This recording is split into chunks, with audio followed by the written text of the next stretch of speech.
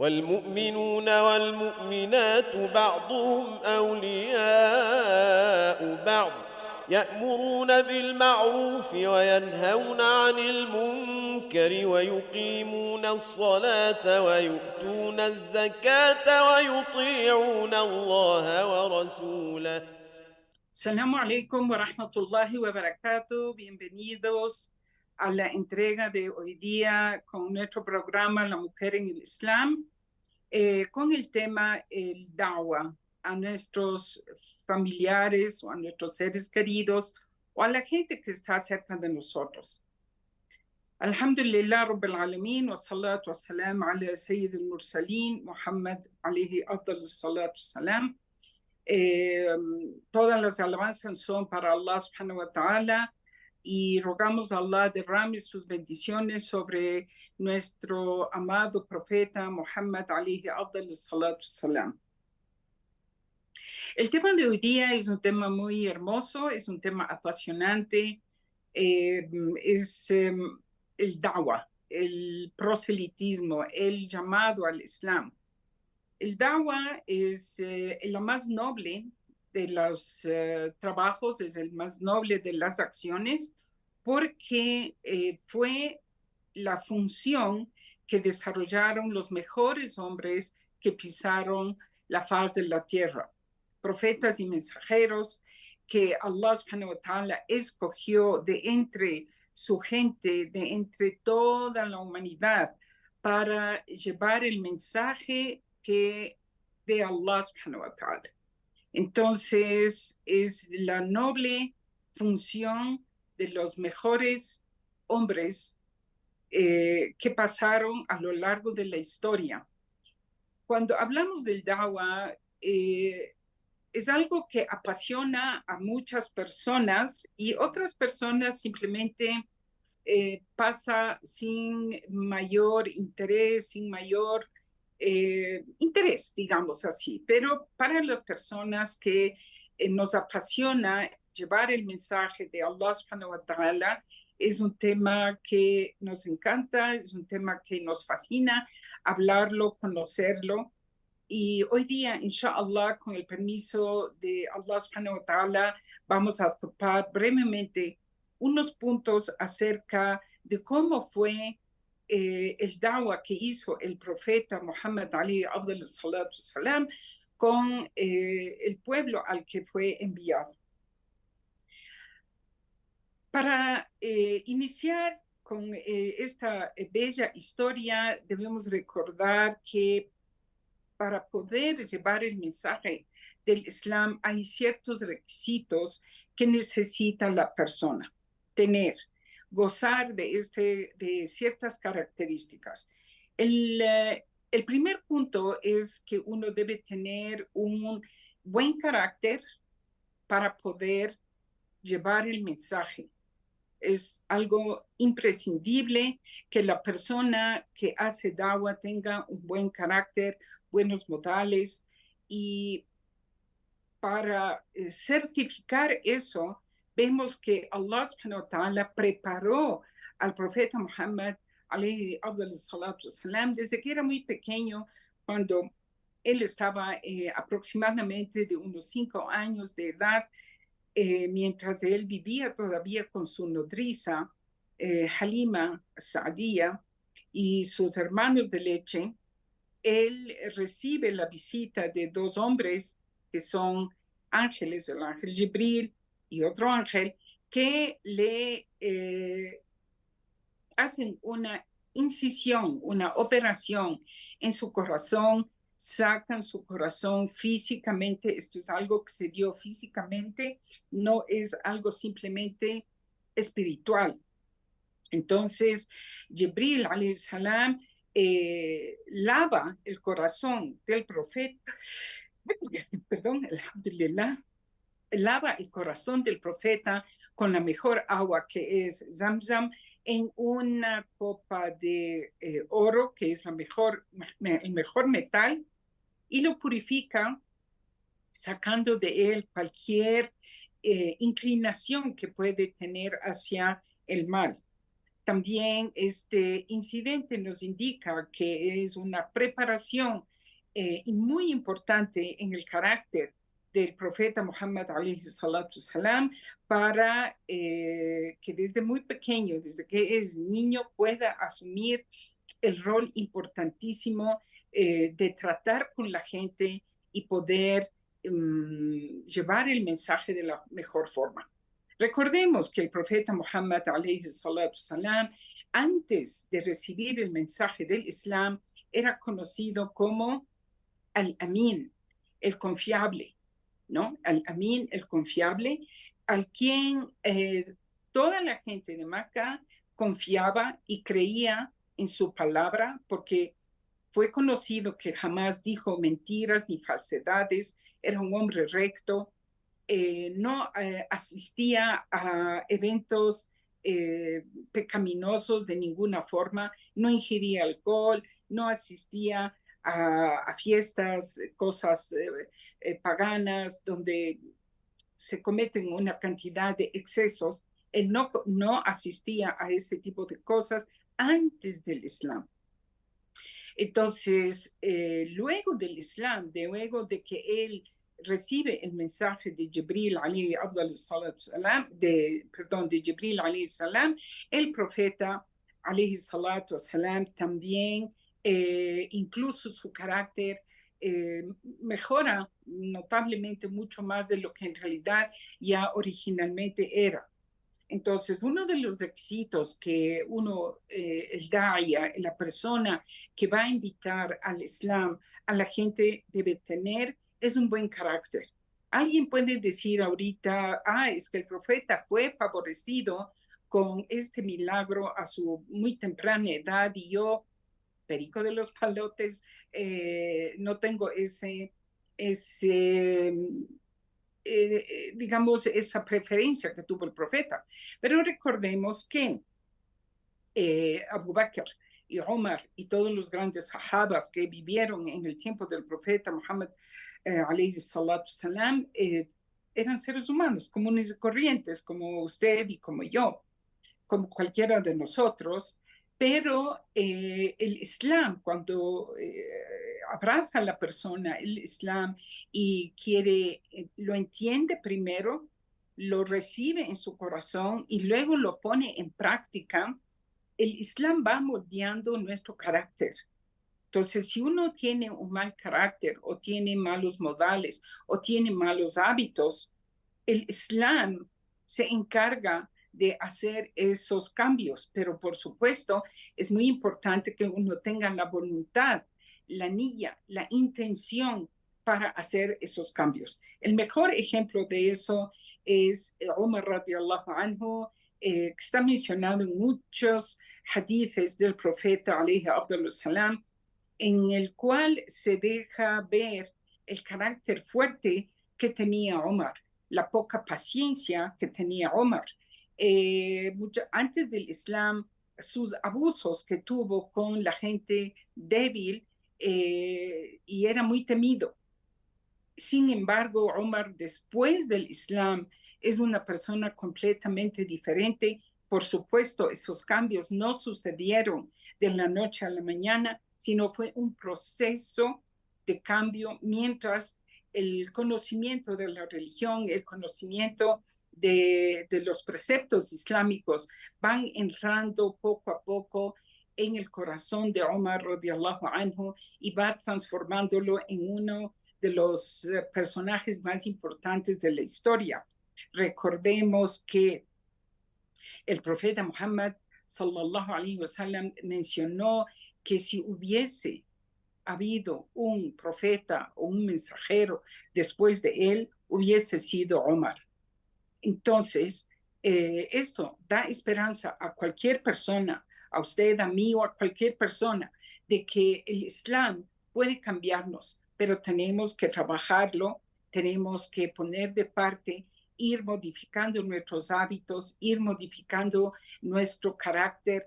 ¿Y cómo se consigue eso? Se consigue eso a través inicialmente del ayuno, la oración, porque ambas son prácticas que Allah subhanahu wa ta'ala nos ha dado para ir venciendo nuestras debilidades, venciendo nuestras pasiones, venciendo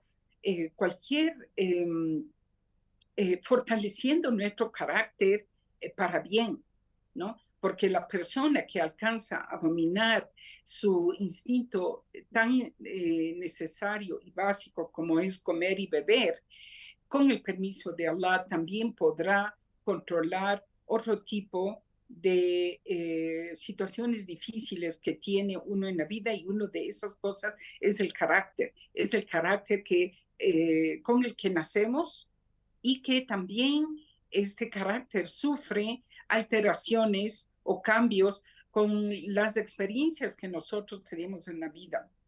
Estos son dos puntos importantes que debemos conocer para conocernos a nosotros mismos.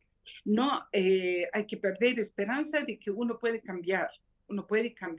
Y por supuesto, y lo más importante es invocar a Allah subhanahu wa ta'ala con dua para que nos ayude a hacer los cambios necesarios en nuestro comportamiento, en nuestro carácter. El segundo punto importante para poder hacer da'wah a cualquier persona, a nuestros seres más cercanos con los que uno debe iniciar, es ser ejemplo.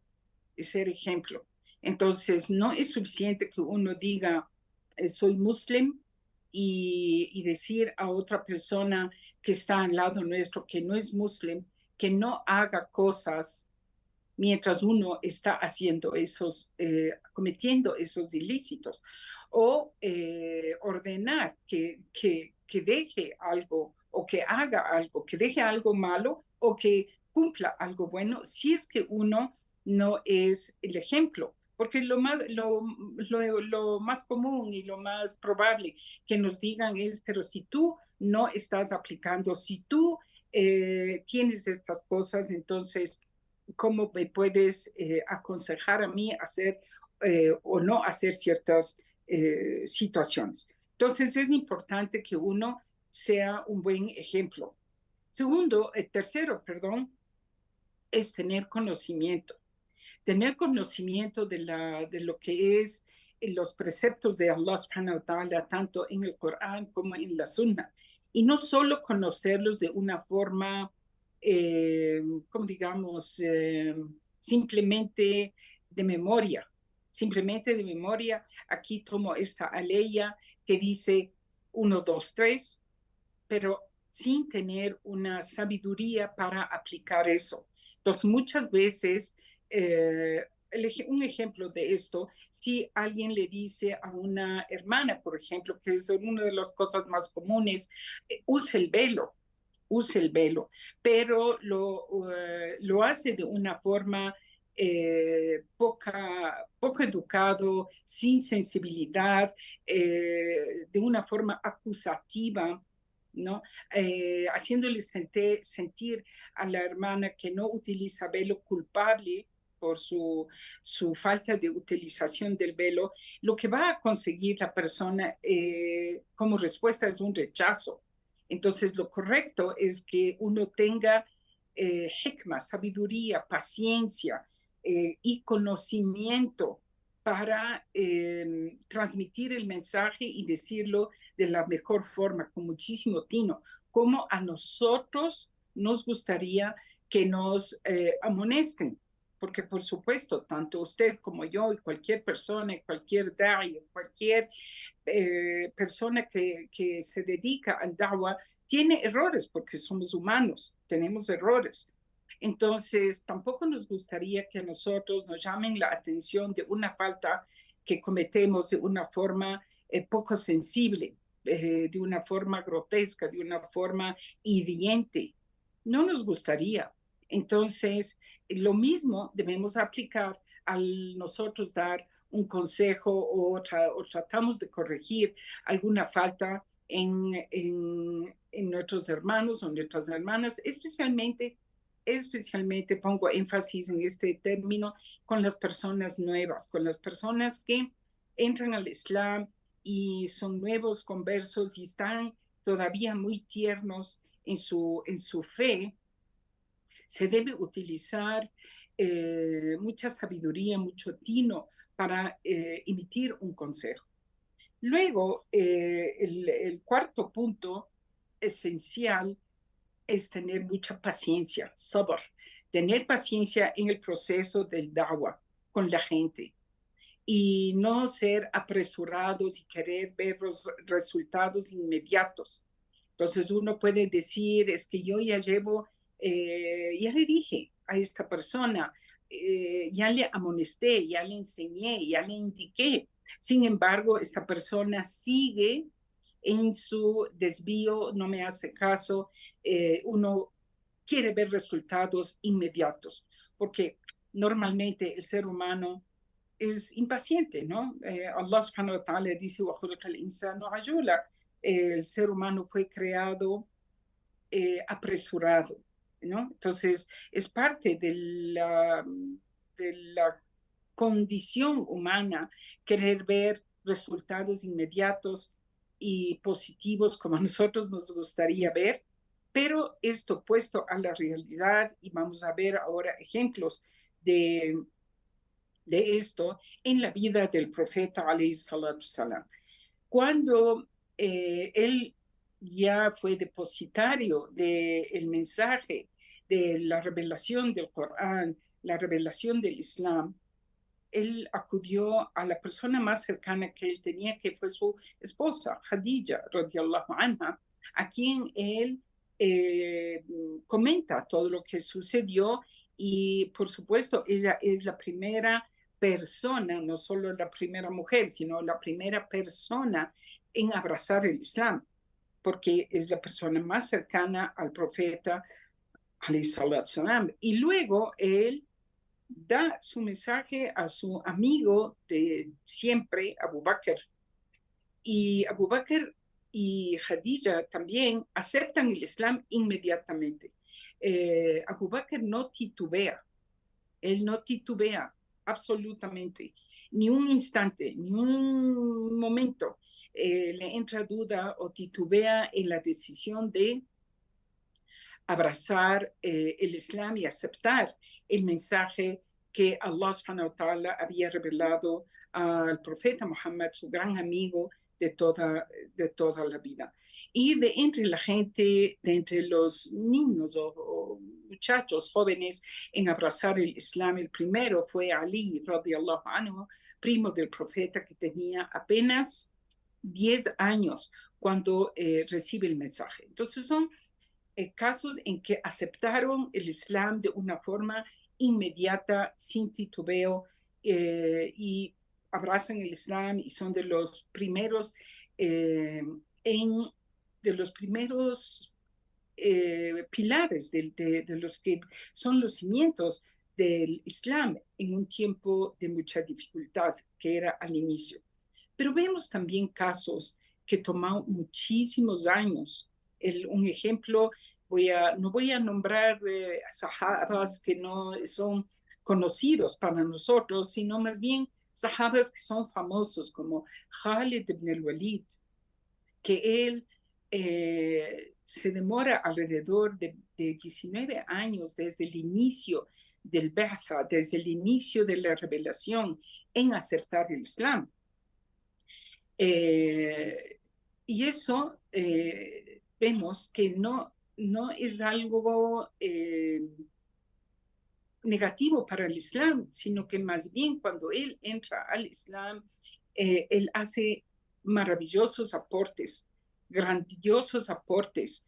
Fue general de muchos del ejército islámico en muchísimas batallas y Allah subhanahu wa ta'ala concedió el triunfo a Khalid a pesar de que su entrada al Islam demoró muchísimos años.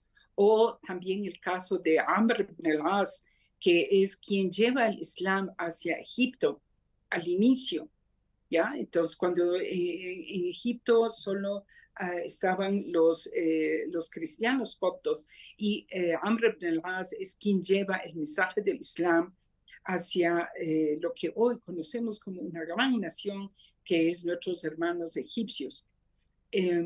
también se demora alrededor, entra al Islam conjuntamente con Khalid en el año 19 del Ba'tha.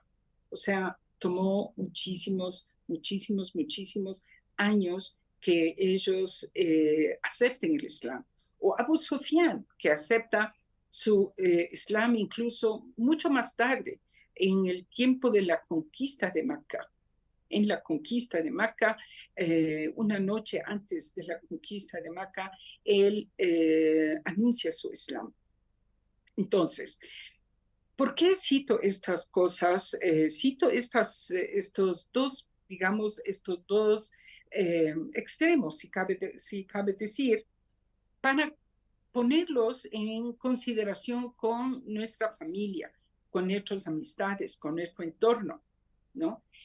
Uno puede decir, yo llevo alrededor de unos 10 o 15 años siendo musulmán o siendo musulmana y estoy llamando a mi familia hacia el Islam y no han abrazado el Islam. O puede decir uno, solo aceptó el Islam de mi familia, uno, y el resto de 20, 30, 40 personas, nadie ha aceptado el Islam. Entonces, el ejemplo que acabo de mencionar es algo que nosotros debemos tomar en cuenta. Debemos ser nosotros primero ejemplo, luego tener paciencia en el cambio que puede necesitar una persona, en el tiempo que puede necesitar una persona para abrazar el Islam, para hacer los cambios en su vida, Y el quinto punto con el que quisiera también hablar un poco es el taqwa. El taqwa, que es el temor que usted y yo, que estamos haciendo llamado hacia el Islam, debemos tener en nuestro comportamiento, en nuestro corazón, el taqwa que tenemos que tener con Allah subhanahu wa ta'ala, el temor a su castigo y el anhelo a su recompensa, y vivir ese Islam para que, inshallah, venga el triunfo. Estos son dos condicionantes importantes, la paciencia y el taqwa. El sabr wa taqwa, la paciencia y el temor a Allah subhanahu wa ta'ala, que uno debe practicarlo diariamente a lo largo de nuestra vida. Aunque a veces fallamos, aunque a veces pecamos, aunque a veces caemos, pero volvernos a parar, pedir perdón a Allah subhanahu wa ta'ala, anhelar el perdón de Allah subhanahu wa ta'ala y seguir en el camino llamando hacia el Islam y teniendo paciencia. Es muy importante la paciencia y quiero poner una aclaración sobre este punto de la paciencia. La paciencia no significa no hacer nada. La paciencia no significa que uno se siente cruzado de brazos y no haga nada. Al contrario, la paciencia quiere decir que uno espera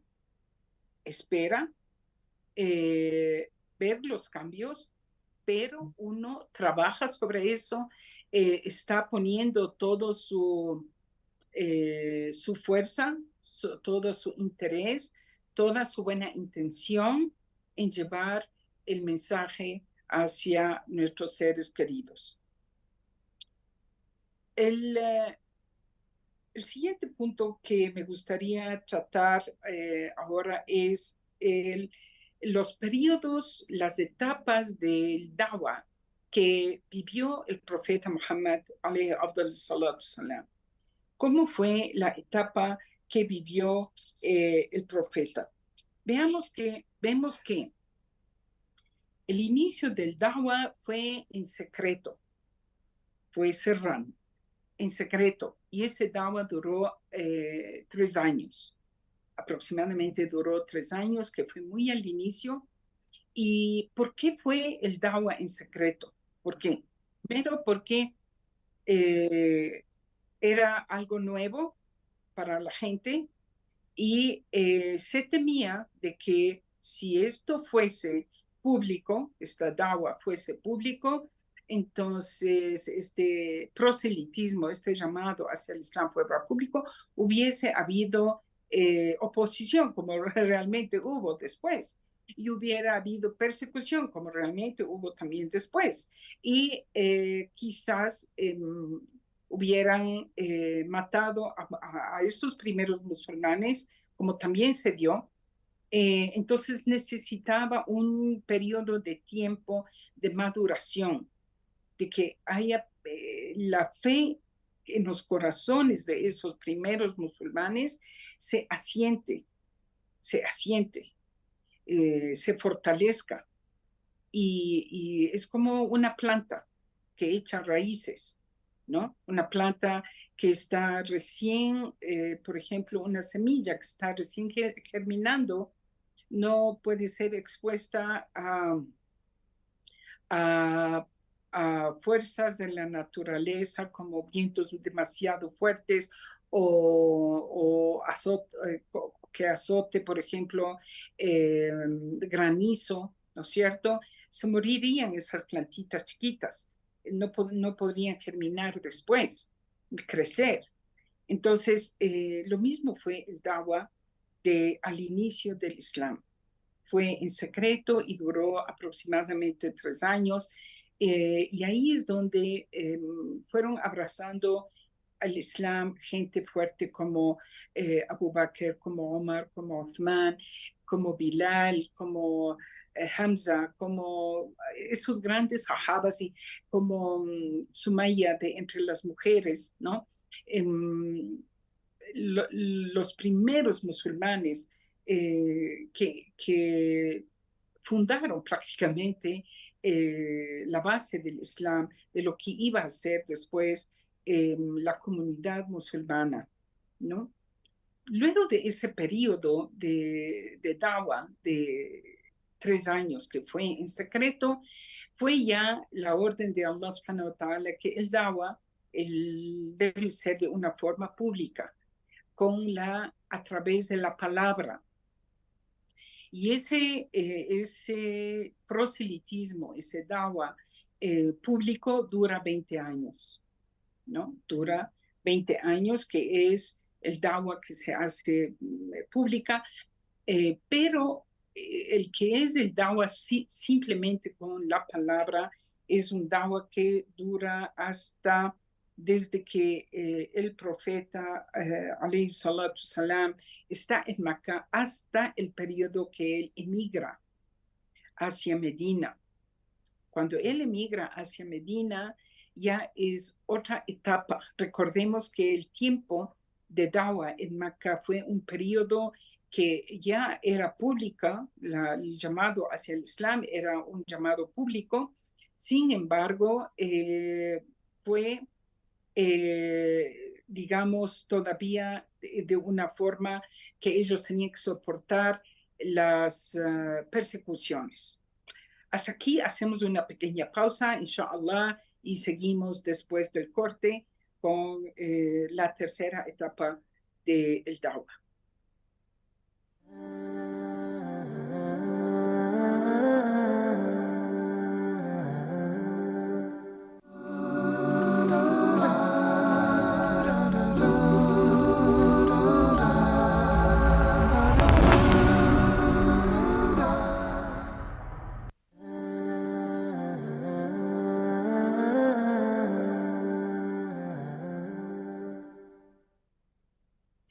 Assalamu alaikum wa rahmatullahi wa barakatuh. Bienvenidos otra vez a nuestra segunda parte de nuestra entrega de hoy día, haciendo da'wah a nuestros seres queridos.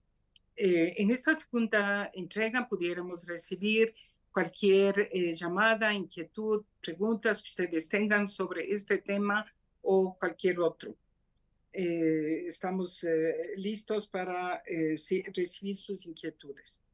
Bien, estamos en la parte del tipo de dawa que utilizó el profeta alayhi salatu salam a lo largo de sus 23 años que duró el tiempo de proselitismo, de dawa, la vida profética.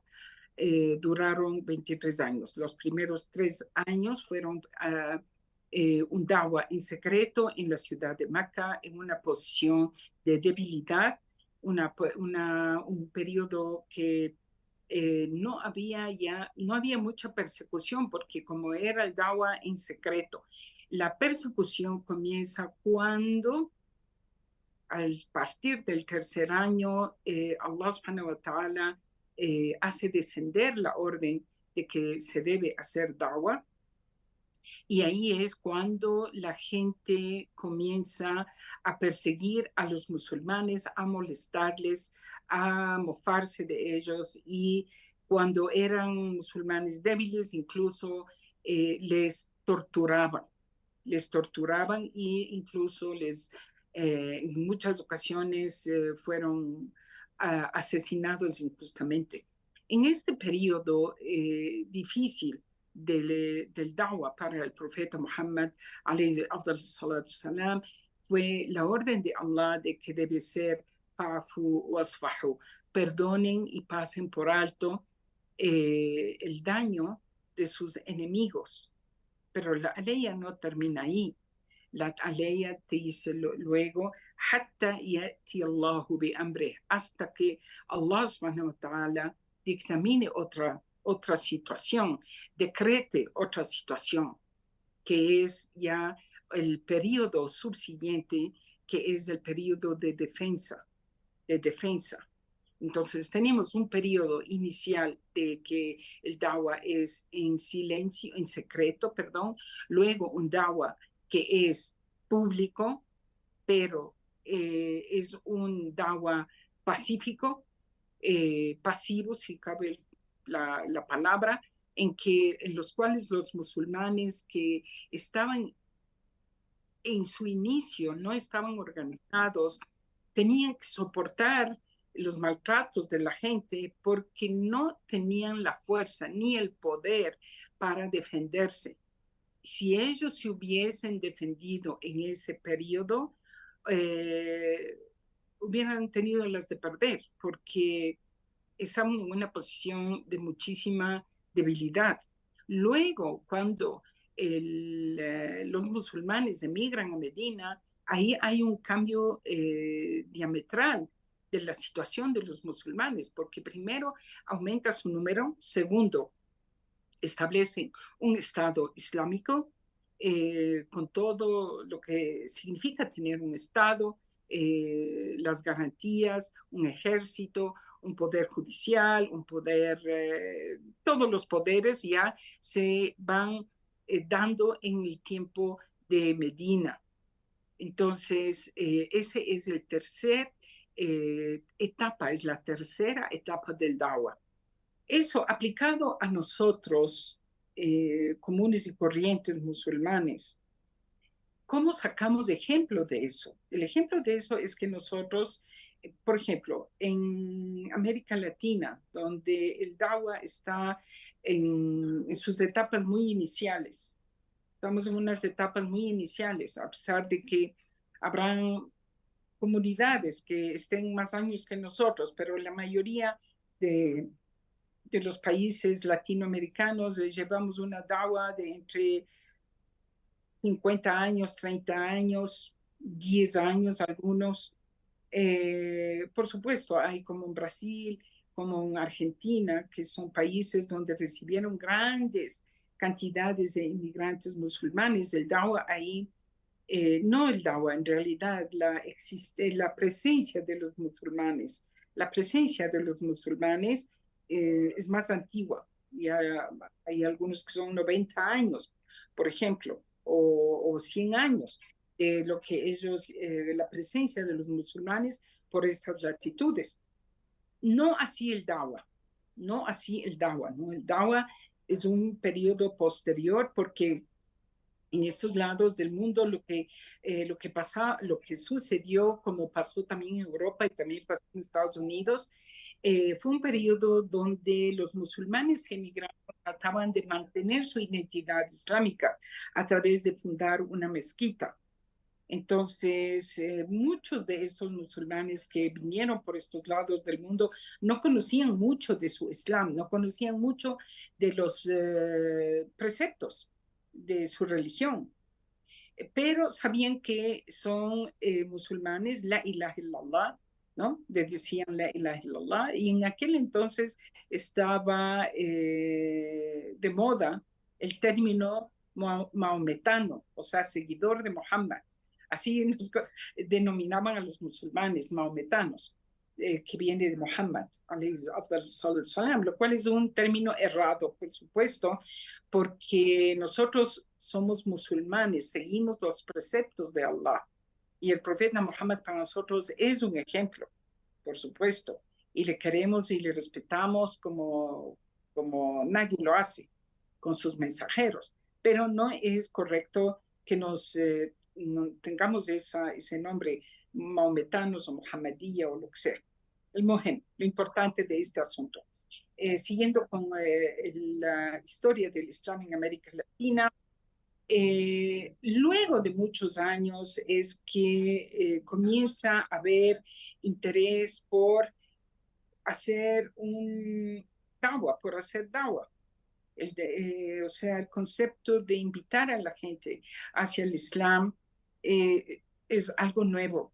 No tiene más de unos 20, 30 años atrás, 40 años atrás, donde ya los musulmanes que se han asentado en su fe también piensan ahora, puedo compartir mi religión con la gente que está alrededor. Y hay un proceso interesante, importante, que es los medios de comunicación social que hoy día se gozan y se pueden ser utilizados para llevar el mensaje. Entonces cada vez hay más personas que van conociendo del Islam y van abrazando el Islam. Esto, por supuesto, también trae situaciones similares a las que vivieron los primeros sahabas, porque cuando alguien entra al Islam, no siempre su familia lo acepta o entiende o capta el mensaje. A veces el desconocimiento de algo nos hace rechazar eso. Es una forma, como digamos, de defensa del ser humano, rechazar lo que no conoce. Entonces, aquí lo que se puede aconsejar a nuestros hermanos y nuestras hermanas musulmanas es dar a conocer poco a poco, de una forma sabia, suave y paciente, con ejemplo, a nuestra familia, que es el Islam. ¿Por qué no? ¿Por qué ahí me levanto a rezar a las 5 de la mañana? ¿Por qué cuando viene Ramadán tengo que ayunar y abstenerme de ingerir comida durante el día? Eso a veces puede ocasionar un poco de angustia en los padres, por ejemplo, de que quizás piensan que su hijo o su hija va a enfermarse o va a morirse por dejar de comer una cantidad de horas al día, porque no están familiarizados con eso. Ahí es importante dar a conocer que esto es una práctica no solo de los musulmanes de hoy, sino de los musulmanes de siempre. Tanto los pueblos anteriores, judíos y cristianos, también fue para ellos prescrito el ayuno, también fue prescrito para ellos el salat, también fue prescrito para ellos el zakat, el asaque, el rezo. Quizás el rezo no era exactamente como nosotros lo hacemos, o el ayuno no era exactamente como nosotros lo hacemos, pero está también en los preceptos de estas religiones anteriores.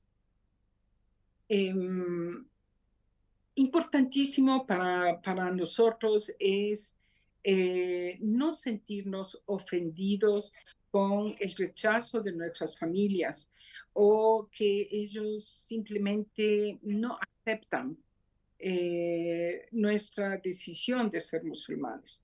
Eso yo entiendo, causa dolor, ¿no? Causa dolor.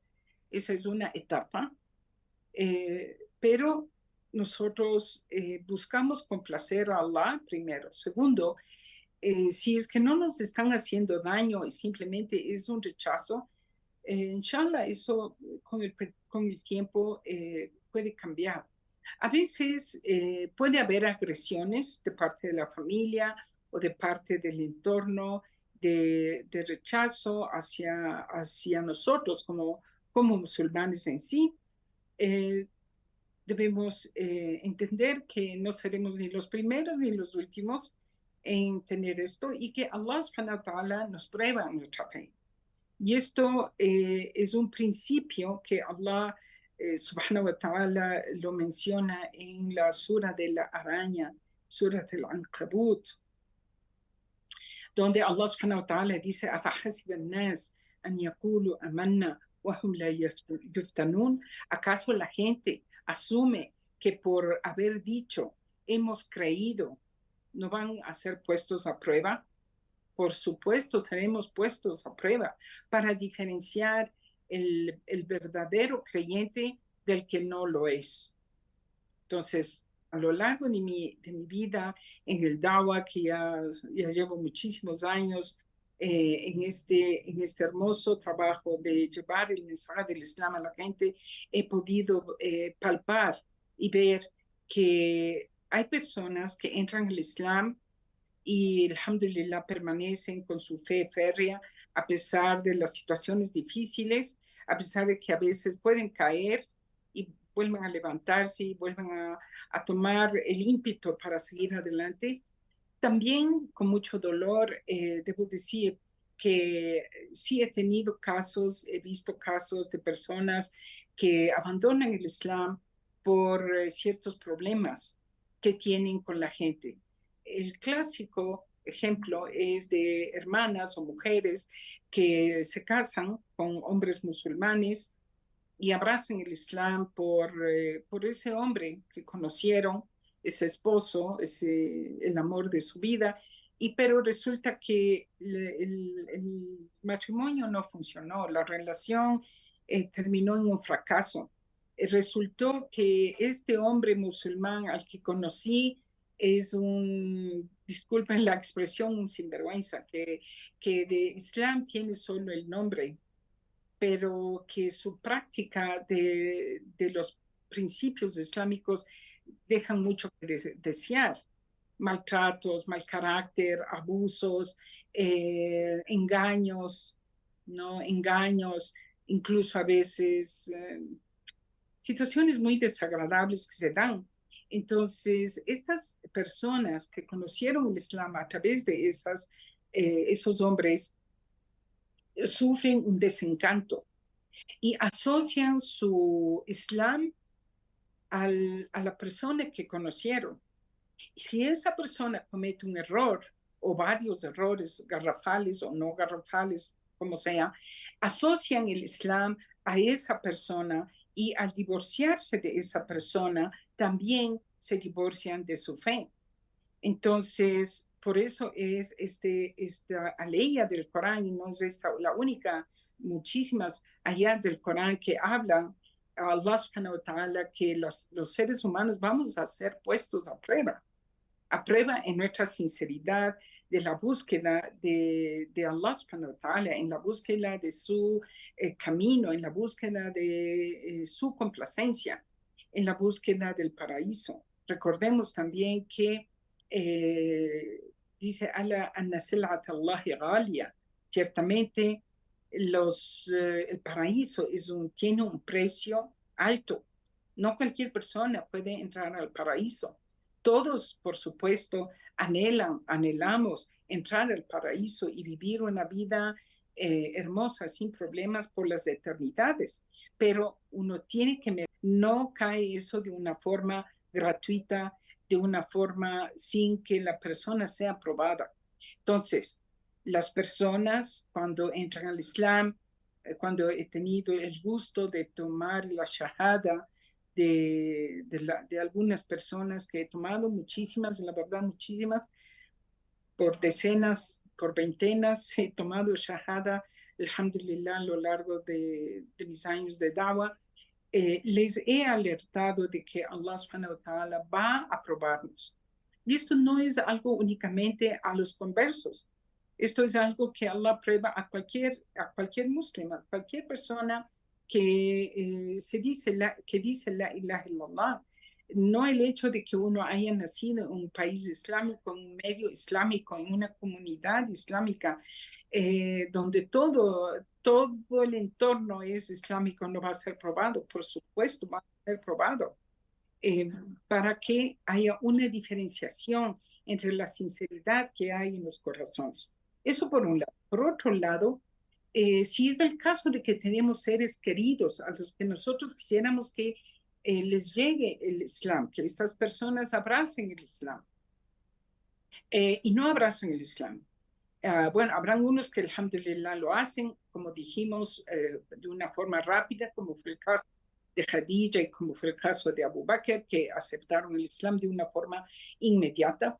Pero habrá casos de personas en nuestro entorno a las que llevamos el mensaje y quizás demoran muchos años en aceptar el Islam.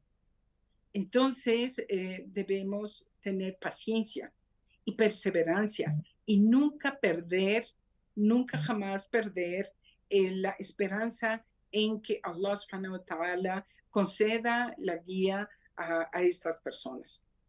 Y para, inshallah, finalizar nuestra entrega de hoy día, quiero recordar que la guía está en manos de Allah únicamente.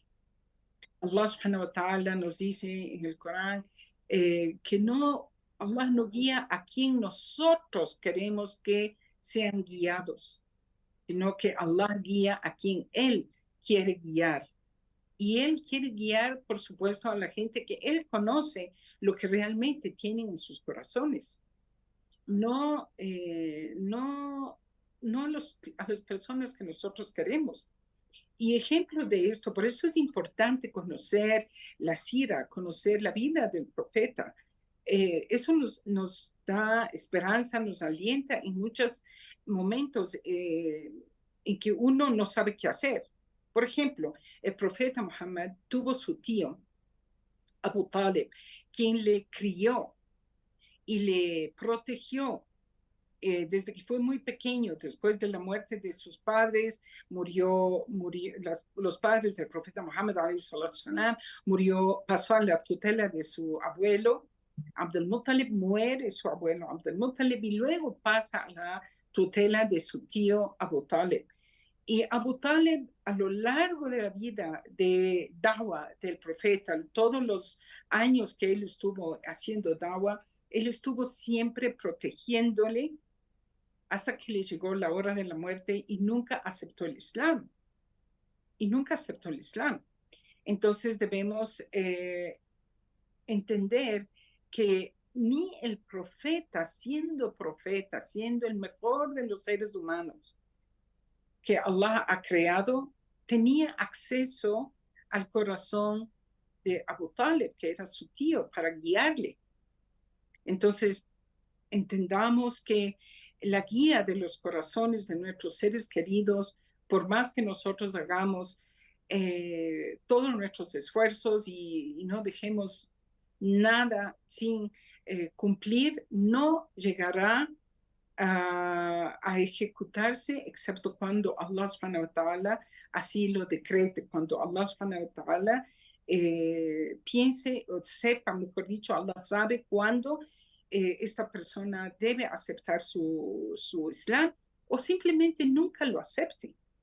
Simplemente nunca lo acepte. También de ejemplo de eso tenemos a los grandes profetas como fue Nuh, alayhi salam, que su dawa duró 950 años y muy pocos fueron los que siguieron a Nuh, muy pocos fueron los que subieron en el arca. Recordemos, en el arca de Noé suben muy poca gente, que son los que pasan a ser los padres de las nuevas generaciones. Y todo el resto fue hundido por su incredulidad. Murieron, perecieron, ¿no? O como el caso de Ibrahim, alayhi salam, que es uno de los más importantes exponentes de los que fueron profetas. Su padre no aceptó el Islam. Su padre no aceptó el Islam, siendo Ibrahim. Y el profeta, siendo profeta Muhammad, salam, tampoco su tío aceptó. Entonces esto nos da tranquilidad a nosotros como seres humanos, como musulmanes. Tenemos tranquilidad en el corazón de que, por supuesto, nosotros vamos a dar el mejor ejemplo, debemos dar el mejor ejemplo, tener paciencia y usar siempre palabras agradables. Y si por ahí alguna vez se nos fue algo, pedir disculpas, ¿no? Pedir disculpas porque somos humanos también, a veces nos pueden herir de alguna forma muy desagradable y uno reacciona de una forma desagradable también. Entonces pedir disculpas a Allah subhanahu wa ta'ala, perdón, a la persona que hemos ofendido, enmendar y saber que Allah subhanahu wa ta'ala es quien guía a quien él sabe que se merece ser guiado. Eso no está en nuestras manos y eso nos da tranquilidad a nosotros que, alhamdulillah, que eso no está en nuestras manos. Alhamdulillah, que es Allah el que tiene el control de todo eso. Jazakumullah khair, querida audiencia, por su presencia, su asistencia, y ruego a Allah subhanahu wa ta'ala que acepte nuestros humildes esfuerzos. Jazakumullah khair, wassalamu alaikum wa rahmatullahi wa barakatuh. والمؤمنون والمؤمنات بعضهم أولياء بعض يأمرون بالمعروف وينهون عن المنكر ويقيمون الصلاة ويؤتون الزكاة ويطيعون الله ورسوله أولئك سيرحمهم الله إن الله عزيز حكيم